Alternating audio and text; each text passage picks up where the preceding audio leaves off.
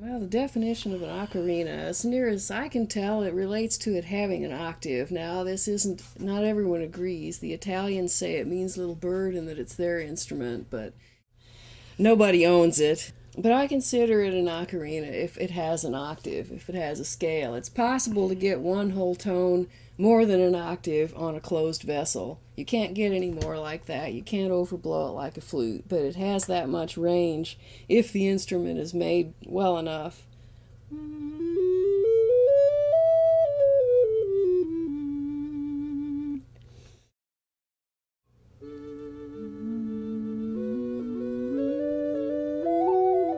We were at this flea market down in Kentucky. This was a long time ago. But I found this whistle at this flea around. market. It only cost 25 cents, which was just my budget. So Em comes back and she says, "You ought to see these. They're pretty neat." And she went and got a couple and played them. And I went over and I looked and I got a couple more. And then we thought, well, what the heck? He'll give us the whole box for what? Something like $3, something like that. So we went over there and we got the whole box. And we were playing with them, and we just got, fascinated. We found out when we played them together that their tones would fall off that they were just separated by enough to make kind of a beat that circled around your head. You couldn't really identify where it was from, and we were having a lot of fun with them. That got us into making stuff, and we were just pulling clay out of the riverbank and making little beads shaped like fish and mobiles and little bowls and dishes and continuing to try to make whistles, and eventually started to make them and got so excited about it that I kept making them and making them. Well, somewhere along the line you got bit by the bagpipe bug. Well, yeah. I always sort of had it because, we both played music all our lives, and traditional music from way, way back, but that was the birth of the pocket pipes, was trying to make an instrument that would sound like bagpipes and would play all that music, access that music, because bagpipes cost thousands of dollars. We started out making whistles, and that was appealing, but we like to we know a lot of tunes, we like traditional music and old fiddle music and the old bagpipe music and stuff, and so we would we'd try and play those tunes. And, the more we did that, the more we wanted instruments that could play more.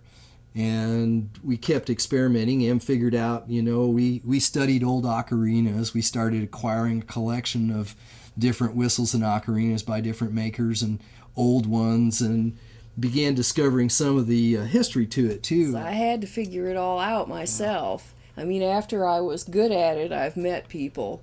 But when I was learning, I didn't know anybody that did it. I looked at pictures. I looked at pieces. I had a whistle from a potter in Kentucky that I looked at that helped me first figure out how to make a fipple, the mouthpiece.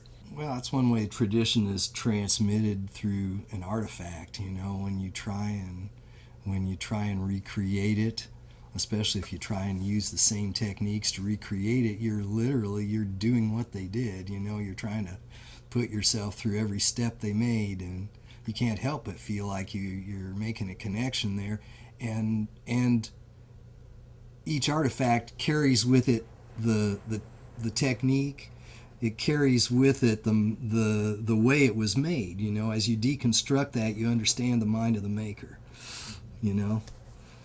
That's one of the cool things about pottery, is the way it connects you to people both long past and long future.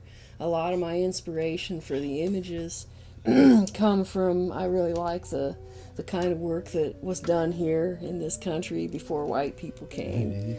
I have a lot of pictures of it and a few scraps and bits and pieces of it. They call them native. And I feel a lot of connection to it when I've got my hands in the clay. They're just more hands of another person, and it's the same as people thousands of years ago and people in the future, and it ties us together as traditional artists. We're doing the same kind of thing in the same way, and we don't know each other, but we have that connection. If I met those people, I know that we'd have a connection.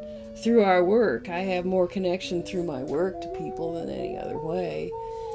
If you're a potter and they're a potter, you don't even speak the language, but you still share the clay, the language of the clay.